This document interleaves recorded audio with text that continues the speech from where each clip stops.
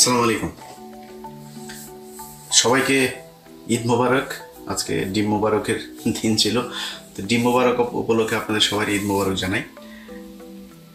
5 তারিখের পরপর মনে আছে একটা ভিডিও করেছিলাম, শুধু দেখছিলাম কিভাবে রাতারাতি মানে 2 সপ্তাহের ভেতরে আওয়ামী লীগকে পুনর্বাসনের জন্য এই দেশের মানুষ শুধু টাকার জন্য, টাকা কিছু ওদের টাকা পয়সা ফেলে গিয়েছে, এই টাকার ভাগ নেওয়ার জন্য মানে বিএনপির এই গ্রুপ ওই গ্রুপ, জামাতের এই গ্রুপ ওই গ্রুপ, এনসিপির এই গ্রুপ, মানে কোন গ্রুপের আগে কোন গ্রুপ যাই করবে। ধরেন যদি আওয়ামী লীগের সব প্রপার্টি নিয়েও নিতেন, নিয়ে যদি নিজেদের মধ্যে ভাগ করতেন তাও সমস্যা হইতো না। মানে কার আগে কে যাবেন, ওরে শেল্টার ভাই আমি তোমারে দিয়ে দিব, তুমি আমার এটা শেল্টার দাও। তো ওই এলাকায় মনে করেন একই রাজনৈতিক দলের 2জন নেতা আছে, ওই নেতাকে বললো তুমি আমারে দাও, আমি তোমার শেল্টার দেবো, সে শেল্টার দিচ্ছে। কেন্দ্রীয়ভাবে যদি মনে করেন পলিটিক্যাল দলগুলো সব নিয়ে নিত তাও কিন্তু এই সমস্যা হইতো না। তো গণিমতের মাল নিয়ে নিবেন। আওয়ামী লীগ কি জিনিস ওইটা আমার মনে হয় আমার চাইতে যাদের ডাবল বয়স তারাও এখন বুঝতে পারে না, অথবা বুঝতে চায় না, বুঝেন না, বুঝাও না বোঝার ভান করে। আওয়ামী লীগরে কুকুর বুঝেন, কুকুর যেমন রাস্তাঘাটে পয়দা হয় না, ওরা বল না ওদের জন্ম রাজপথে, ওদের মাদেরকে হাজার হাজার কুকুর মিলে লাগায় তারপরে যদি পয়দা করে যেটা ওইটা আওয়ামী লীগ হয়। আওয়ামী লীগরে তবে মানুষের মতো করে আপনি করতে পারবেন না। একটা মেয়ে মানুষ আজকে কোথায় সেই নারীবাদীরা? মেয়েটার যে পরিমাণে গালাগালি করছে, এখানে যে হেনস্থা করলো, বাংলাদেশের নারীবাদীরা আজকে এখন আর কথা বলতে মন চায় না। কোথায় খুশি কবির, সুলতানা রহমান, কি কি সুলতানা যেন, এগুলো কোথায় আপনারা এখন করেন? কেউ কেউ করেন না কেন? দেশের পত্র পত্রিকা কোনো জায়গায় নিজে নারীর এই ধরনের অবমাননামূলক এই অকথ্য ভাষায় গালাগালি তার গায়ে ধাক্কা দিয়ে ফেলে দিয়েছে তাকে। এই কথাগুলি আমরা পরপরই বলেছিলাম যে বাংলাদেশে একটা সময় আসবে সামনে, এইসব পোলাপানগুলো রাস্তাঘাটে যাবে আর মার খাবে, থাপড়ানি খাবে। ভাই আপনার তো কেউ নাই, আপনার এই পলিটিক্যাল দল আছে। ওই যে জামাত দেখেন, জামাত কিন্তু জামাতের নেতাকে তারা ঠিকই ঠিক মতো করে বের করে নিয়ে গিয়েছে। মির্জা ফখরুলকেও বলেছিল, জামাতের ওইখান থেকে যারা ছিল তাদের একজন বলল, ফখরুলকে বলেছিল যে ওই তাহের সাহেবের সাথে যাওয়ার জন্য। তাহের সাহেব যখন বের হয়েছে তখন সব তাহের তাহের তাহের ভাই এভাবে সব স্লোগান দিচ্ছে। তো ফখরুলের আর ভাল লাগে না এটা, সে ওইখান থেকে বের হয়ে গেছে। সে মনে করেছে তার জন্য বিএনপির লোকজন ফুলের মালা টালা নিয়ে দাঁড়িয়ে আছে, তিনি আসবেন আর তিনাকে দিবেন। আর ভাই ফখরুল ভাই, আপনার দলের যে আন্তর্জাতিক বিষয়ক সম্পাদক যিনি লন্ডন থেকে এসেছেন এখানে, সে প্রতিবার এই সময় আসেন, তার কখনো খুব ভালো করে এখানে দেখা যায় না। এইবার খুব তিনি উত্তেজনা নিয়ে আছেন। আপনি যখন বের হবেন তখন তিনি তার নেতা কর্মীদের নিয়ে আরেক জায়গায় সরে গিয়েছিলেন। এই পুরো ঘটনাটা একটা প্ল্যানিং গেম হিসাবে আজকে ঘটেছে। এর সাথে জড়িত পররাষ্ট্র মন্ত্রণালয়ের একজন কর্মকর্তা ডক্টর ইউনূসের সাথে এসছেন, হাসান আল জামান রাফি। এটার সাথে জড়িত লন্ডন থেকে যিনি এসেছেন আনোয়ার হোসেন খোকন। আজ থেকে 3 দিন আগে তাদের বৈঠক হয়েছে। সেই বৈঠকে এই যে আজকে যে এদেরকে এনসিপির ছেলেপেলেগুলোকে পেটানো হবে এইভাবে, এটা আরো বড় ধরনের করার তাদের প্ল্যান ছিল। এটা একটা গতকালকে একটা মিটিং হয়েছে, সেই মিটিং এর ব্যাপারে তাদের পরিকল্পনা হয়েছিল যে এই আমরা তোমাদের নেতাকে নিয়ে কিছু বলবো না, তোমরা আমাদের নেতাকে নিয়ে কিছু বলবো না, আমাদের শত্রু হচ্ছে ডক্টর ইউনূস আর হচ্ছে গিয়ে জামাত ইসলাম। সো জামাত ইসলাম আর ইউনূসকে নিয়ে বলবে। আর এরা দুজনের স্লোগান তো এখন একই রকম, রাজাকার রাজাকার। আপনি কালকে জ্যাকসন হাইটে যদি বিএনপি আর আওয়ামী লীগের যে মিছিলটা দেখেন, যে ইয়েগুলো, সে মাঝখানে গিয়ে আনোয়ার হোসেন খোকন মানে বীরত্বের সাথে দুই পক্ষকে তিনি দুই দিকে সরিয়ে দিচ্ছেন, একদম মিশে মিশে মনে হচ্ছে ঈদের কোলাকুলি করছে। এই যে আওয়ামী লীগের সাথে আপনি এই সমঝোতা করলেন, আওয়ামী লীগের লোকজনকে আপনি করলেন যে তোমরা তোমাদেরকে নিয়ে কিছু বলবো না, তোমরা আমাদের শত্রু না, আমাদের শত্রু খালি ইউনূস আর এদের শত্রু জামাত ইসলাম। সে খালেদা জিয়ারে 2 বছর জেল খাটাইছে, তখন এই সমঝোতা করে নাই। তখন কোথায় ছিল এই বন্ধুগুলো? আনোয়ার হোসেন খোকন, তুমি এখানে আসো, ওই বিভিন্ন দেশে দেশে গিয়া দাও, সেখান থেকে মাল নিয়ে তারপরে লন্ডনে ব্যাক করো, এগুলো আমরা জানি না। আজকে যখন কিনা আপনি দেখবেন এরা বের হয়েছে, মির্জা ফখরুলকে কিন্তু কেউ কিছু বলে নাই। সব ক্ষোভ ছিল হচ্ছে ওই 2জনের উপর, আক্তার আর হচ্ছে গিয়ে যারা। পুরো এই বের হবে, কোন দিক দিয়ে বের হবে সবকিছু জানিয়ে দিয়েছে হচ্ছে এই হাসান আল রাফি, এই পররাষ্ট্র মন্ত্রণালয়ের যে কর্মকর্তা ডক্টর ইউনূসের বহরে এসেছেন তিনি। এটার সাথে এখানকার কূটনীতিক এই আপনার মিশনে যারা আছে, এখানকার দূতাবাসে যারা আছে, এদের মধ্যে অনেকে জড়িত। এখন পর্যন্ত আপনি কল্পনা করতে পারেন যে আওয়ামী লীগের এমপির ভাই, মামা, ভাগ্নে এখানে চাকরি করে? এটা বিশ্বাস হয় আপনার? এখানে চাকরি করে এখনো 80% এখন পর্যন্ত আওয়ামী লীগের লোকজন এখানকার দূতাবাসে চাকরি করছে। আপনি সরান নাই। এই যে পররাষ্ট্র উপদেষ্টা তৌহিদ, বদমাইশ একটা বদমাইশ, সবখানে সারা পৃথিবীতে সে আওয়ামী লীগের লোকজনের বসিয়ে রেখেছে, মাল নিচ্ছে লোক দিচ্ছে, মাল নিচ্ছে লোক দিচ্ছে, ইয়া দিয়ে তারপরে তৌহিদ এগুলো করছে। তো তৌহিদ মিয়া তারপরে এই সরকারের যারা যারা আছে, কারা কারা চুরি করছে, কি করছে, এটা এখন যদি বলতে যাই তাহলে ডক্টর ইউনূসও চুরি করছে। ডক্টর ইউনূসের একটা ভাই, ভাতিজা, এরা বিভিন্নভাবে বিভিন্ন ধরনের সুযোগ সুবিধা নিচ্ছে। ডক্টর ইউনূস, আপনি দুধু খান, কিছুই বুঝেন না, আপনি একটা নিরীহ মানুষ, আহারে কিছু বুঝেন না। এগুলো আমরা চিনি, এগুলি সাদা চামড়ার যেগুলো আছে চোর, সাদা চামড়ার চোরেরা সারা দুনিয়ায় মানুষের সব ধন সম্পদ লুণ্ঠন করে এখন তারা আমাদের নীতি শিখায়, আমাদের ম্যানার্স শিখায় তারা। তা আপনি তো ওই চোরেদের কাছ থেকে ধিক্ষা নিয়েছেন, তো আপনি বুঝেন যে চুরি কেমনে ভদ্রভাবে। এই ধরনের চোরেদের কোনো নাই, মানে তার কোনো শত্রু হবে না। চুপচাপ কথা বলার ইয়েতে আপনি বুঝবেন, আপনার কথা বলে আপনাকে সেই করে, সে যা করা সেটা করবে। সব চুরি করছে ডক্টর ইউনূস সাহেব নিজে, যে কারণে তার আশপাশের যত চোর আছে সব চোরেদেরকে সে শেল্টার দিচ্ছে। আপনি বলেন তো, এই গত 1 বছরে ভারতের সাথে আমাদের কি সমস্যা হয়েছে? ভারত আমাদের চ্যানেল চালাইতে দেয় নাই, আমাদের টেলিভিশন চালাইতে দেয় না। ভারতের চ্যানেল চলছে, ভারতে ইলিশ মাছ পাঠাচ্ছে, ভারতের সাথে বাণিজ্য চলছে, ভারতের ওই করিডোর, তারপরে সবকিছুই তো আছে, কোনো কিছু বাদ আছে না। তার বন্দর এখনো ব্যবহার করছে, আমরা তাদের কাছ থেকে কিছু পাচ্ছি না। ইউনূস সরকার কি করেছেন? আদানির কাছ থেকে আরো বেশি হারে বিদ্যুৎ নিচ্ছেন আপনি। আর কি কিছু বাকি আছে নাকি? আর কিছু আছে যেটা ইন্ডিয়ার বিরুদ্ধে আমরা কোনো অ্যাকশনে গিয়েছে? কিছুই করি নাই। এটা হচ্ছে আই ওয়াশ। এগুলো আমরা ভুলে যাব না। এতগুলো মানুষের জীবনের বিনিময়ে বাংলাদেশটা নতুন করে তৈরি করার যে সুযোগ হাতছাড়া হয়েছে, এটার দায় ডক্টর ইউনূস এবং এই এখন যারা আছে তাদের সব কয়টাকে নিতে হবে। আপনাদের কারণে আজকে এই অবস্থা হয়েছে। আমরা গত 1টা বছর ধরে বলছি যে আওয়ামী লীগের বিরুদ্ধে আপনারা জিরো টলারেন্সে যান। কয়েকদিন আগে মাহফুজের উপর এখানে হামলা হলো, সেই হামলায় ঘুরায় পেঁচায় তারপরে গোলাম মর্তুজা এখানে প্রেস মিনিস্টার করে বানিয়েছে। তারে সে মানে নানান ধরনের তেনা পেঁচায় টাচায় তারপরে বোঝানোর চেষ্টা করলো এটাতে আওয়ামী লীগের ওরকম তেমন কোনো দায় নেই, এখানে কিছু উচ্ছৃঙ্খল ছেলে পেলে ছিল, তাদের কারণে এটা হয়ে গিয়েছে। দূতাবাস কোনো ব্যবস্থাই নেয় নাই। দূতাবাস থেকে বরং এখানকার সরকারের এজেন্সিরা যে ব্যবস্থা নিতে চেয়েছে সেটাকে তারা বাধা দিয়েছে, সেটাকে তারা নিরুৎসাহিত করেছে এখানে, এবং সেটা প্রমাণও আছে আমাদের কাছে। দূতাবাস থেকে বলা হয়েছে তাদের কাছে যে আমরা এটা নিয়ে কোনো ঝামেলায় যেতে চাই না। সেটা যদি ব্যবস্থা নেওয়া হইতো ভালো করে, তাহলে আজকে এই হামলা করার সুযোগ পেত না। এই হামলা করা হবে এটা দূতাবাসের, এরাও জানতো, এই কারণে এটা নিয়ে কোনো ঝামেলা যায়নি। ভাই, আপনার তো কষ্ট নাই, আপনি তো এখানে পেয়েছেন আরামে। আমার দেখেন না যে মন্ত্রী এই ইয়েতে ডক্টর ইউনূস ভাই, আপনারে তো আমরা কাজে লাগাইছি, কাজের লোকটোকে কাজে লাগাই না, আমরা কাজে লাগাইছি। আপনার মতো এগুলি এই বাংলাদেশের জন্য জীবনে কোনোদিন কোনো কাজে আসেন নাই। আপনারা কেন কাজে লাগাইছে জানেন? খালি ওই যে ধর্মীয় গুটি খেলে না আওয়ামী লীগ, এই কারণে কয়েক মাস আপনাদের দরকার ছিল। আপনার মতো এরকম এই ভদ্র চোর, ভদ্র সুদখোর আমাদের দরকার নাই ভাই। আপনি এই দেশটারে, এই বিপ্লবটারে ড্যাশ মাইরা তারপরে ছেড়ে দিয়েছেন। আমরা এরকম দেশ চাইনি। এই কয়টা দিন যদি নাকি আপনি মনে করেন যে ন্যূনতম একটা শৃঙ্খলা, মানে কি হয় না যেটা আগে হতো না, আগে হতো যেটা, এমন কিছু আছে যেটা এখন হচ্ছে না, কোনো কিছু ভালো হয়েছে? ঘুষ, সুদ, কোনো মারামারি, দখল, চাঁদাবাজি, সবকিছু হচ্ছে। আপনার মতো এরকম ভালো এক বালের রাষ্ট্রনায়ক দিয়ে আমার লাভটা কি? আপনি কি আপনি গত এগুলোর ব্যবস্থা আপনার চোখের সামনে চুরি করে আপনি কিছুই বোঝেন না। সব বুড়া মুড়া এগুলি খাটাসগুলি ধরছেন, জীবনে কোনোদিন নামও জানি না। এই দেশের এই 15 বছর তার অবদান কি? আপনি সরানো না তাদেরকে। আপনি এই জন্য এসেছেন এখানে। আপনি যা ডিজার্ভ করেন তার চাইতে শত সহস্র কোটি কোটি গুণ আপনাকে বেশি সম্মান দেওয়া হয়েছে।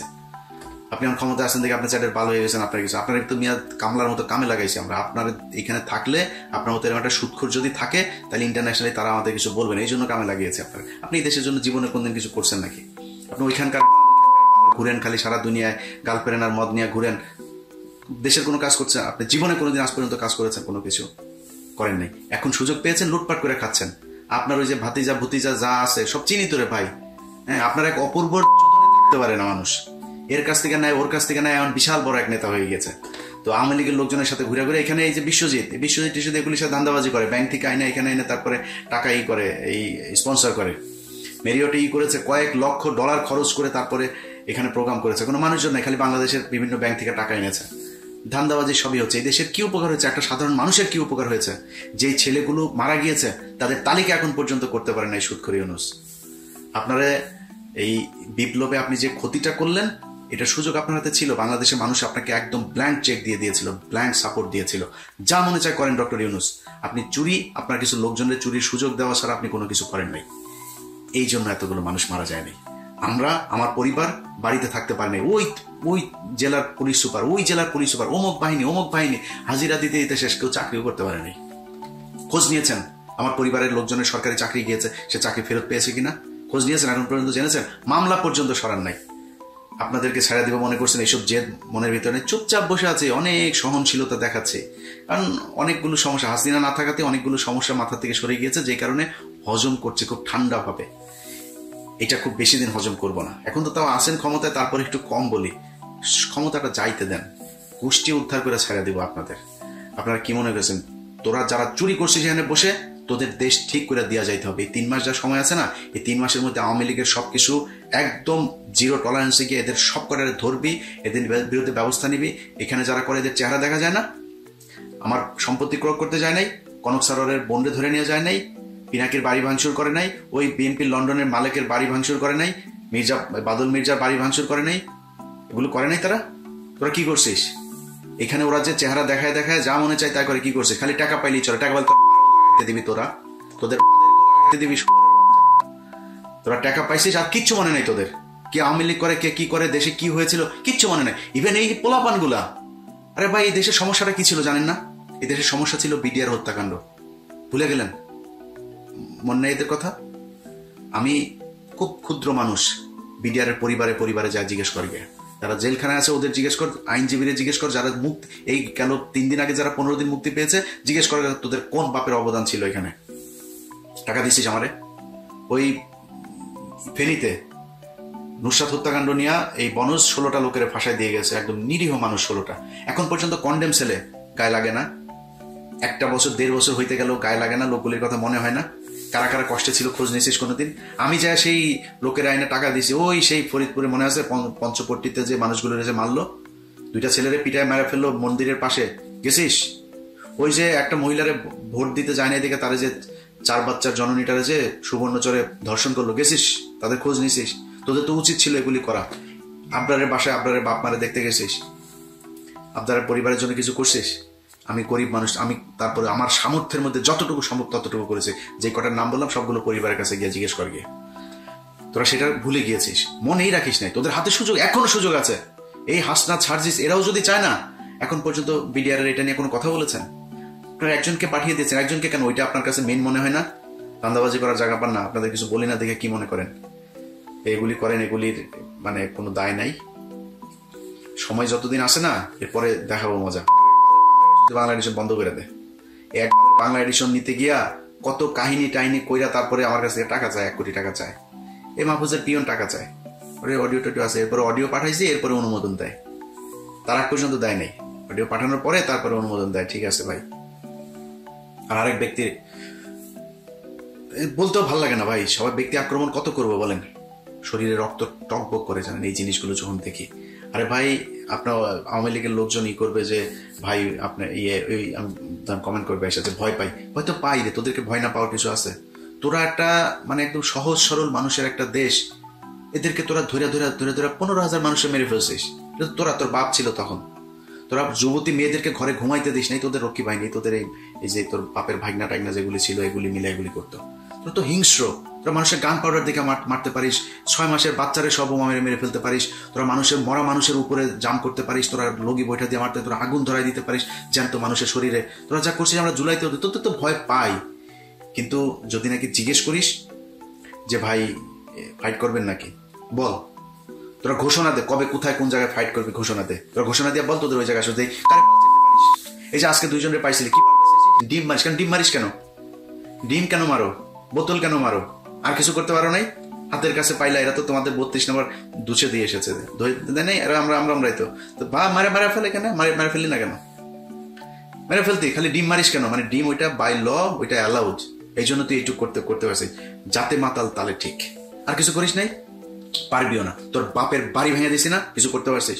তোর বাপের বউ বা ছোট বাচ্চা টাচ্চা সব না ডালিম বাড়ি কিছু করতে পারছিলি? জিজ্ঞেস, তোর লাশ আনতে যাস নাই। এটাই তোরা যখন সুযোগ পাবি তখন তোরা অনেক হিংস্র হইতে পারিস, সেটা আমরা জানি। সেই জন্যই তোদের ওই সুযোগ বন্ধ করার জন্য আমরা এই কথাগুলি বলি, বুঝিস নাই? তোরা এখানে নাচানাচি করিস না। তোরা নাচানাচি করতে পারিস, এটা আমরা খুব ভালো করে জানি। 1 লাখ 30টারে দুচে দিয়ে এসেছিলাম না, মনে নেই? তোরা আমরা জানি।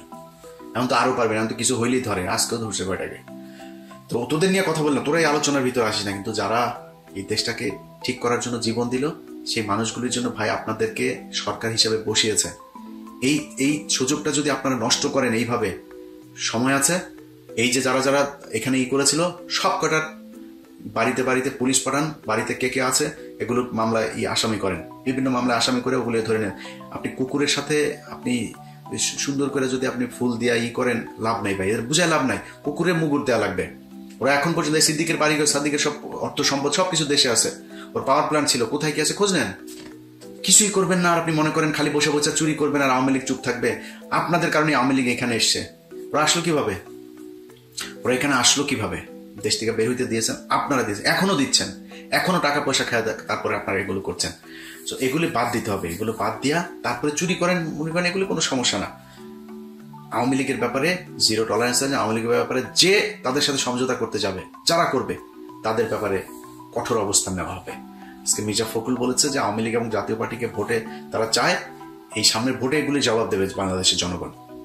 আর এটা যদি বিএনপির যদি দলীয় বক্তব্য হয়ে থাকে, মির্জা ফখরুলের বক্তব্যের বাইরে দলীয় হয়ে থাকে, আমরা তো আস্তে আস্তে বুঝবো সামনে। বিএনপিকে খুব ভালোভাবে সাবধান করে দেই। যদি নাকি আওয়ামী লীগকে ফেরানোর চেষ্টা করেন, ভারতের পক্ষে কথা বলেন, সেই ভারত পাকিস্তান সেই নেগেটিভ আবার যদি নিয়ে আসতে চেষ্টা করেন, তাহলে কিন্তু একদম সরাসরি আপনাদের অপোজিট জায়গায় কিন্তু অবস্থান করবো। আমি আগে থেকে বলে রাখি ভাই, আমি এখনো বলি, আমি চাই আপনারা এই করেন, ক্ষমতায় আসেন। আমি এখনো চাই এখানে ভোট দেওয়ার যদি ব্যবস্থা হয়, আমি ধানের শেষে ভোট দিব, একদম দেখায় ভোট দেবো, ধানের শেষে ভোট দিলাম, এটা দেখায় দিব। কিন্তু যদি নাকি ভাই এই আবার ফের ইন্ডিয়ান আমি কে তুমি কে বাঙালি টাঙ্গালি এইসব নিয়ে যদি নাকি কথা বলতে আসেন না, তাহলে কিন্তু নির্বাচনের সময় কিন্তু খবর আছে, একদম সরাসরি আপনার বিরুদ্ধে কাজ করা হবে এবং রেজাল্ট কি হবে সেটা ডাকসুতে বুঝেছেন, সামনে বোঝানো হবে। সো খুব সাবধান। সরকারের যারা আছেন, সরকার থেকে যাওয়ার পরে কিন্তু সব কটারে কিন্তু এক এক করে ধরা হবে। তো সরকারের থাকা অবস্থায় এই যে যা ড্যামেজ করেছেন, ড্যামেজ পূরণ করে দিয়ে আসতে হবে। আওয়ামী লীগের হত্যা মামলার আসামিরা ঘুরে বেড়াচ্ছে, চোখের সামনে জুবাইয়ের সময় টিভিতে অফিস করে, কমলদের সময় টিভিতে অফিস করে, এগুলো আমাদের সাথে একদম সরাসরি গালের জুতা মারার মতো। এগুলো দেখলে আমাদের খারাপ লাগে। এটার সাথে যারা যারা যেই যে অবস্থানে আছেন, সময় টিভির মালিক পক্ষ হোক, যে যে যার যার জায়গা থেকে কিছু করেন নাই, আপনাদেরকে যেখানে যখন যেভাবে পাওয়া হবে সেভাবে। অতএব এখনো সময় আছে। আওয়ামী লীগের ব্যাপারে ঐক্যবদ্ধ হন। আপনি আজকে ক্ষমতায় আসবেন, কালকে বিরোধী দলে আবার ক্ষমতা আসবেন, আবার বিরোধী দলে থাকবেন, কোনো সমস্যা হবে না, গুম খুনের শিকার হইতে হবে না। সো আওয়ামী লীগ এবং ইন্ডিয়ার ব্যাপারে পরিষ্কার অবস্থানে থাকতে হবে। দেশের সবার ঐক্যবদ্ধ হইতে হবে। যারা আজকে এখানে আহত হয়েছেন তাদের প্রতি সহমর্মিতা জানাই। আক্তার যারা সহ সবাইকে অনুরোধ থাকবে, যে কদিন এখানে আছেন সাবধানে থাকবেন এবং পরিস্থিতি যখন যেখানে যাবেন আমাদেরকে জানাবেন। অবশ্য আপনারা তো নিজেরাই অনেক কিছু আপনাদের বুঝে লাভ নেই, জেনে যান, মঞ্চে যায় বুঝে যান, মার খেলে খারাপ লাগে তাই বললাম আর কি। আমরা এখানে থাকি ভাই, এই জায়গায় এদের বহু দেখে আসছি আমরা, আমাদের কাছে এগুলি করতে আসেন। আপনারা 2 দিনের জন্য আসেন, আপনারা মারে এই মারে, খবরও দেন নাই তো, জানানো তো নাই। আপনি যেখানে আসতেছেন বলছেন নাকি আমাদের তো সুযোগ ছিল। আর আমি ফোন দিলে তো 200-400 মানুষ তো 1 ঘন্টার ভিতরে এখানে এসে হাজির হবে, বলেন নাই তো। নিজেই আব্দুল্লাহ ওই যে দেশে যেগুলি করেন ওগুলি করেন, ওরে ছাড়ান, ওই থানায় গিয়ে ওরে ছাড়াই দেন, এগুলো করলে এরকমই হবে। আমি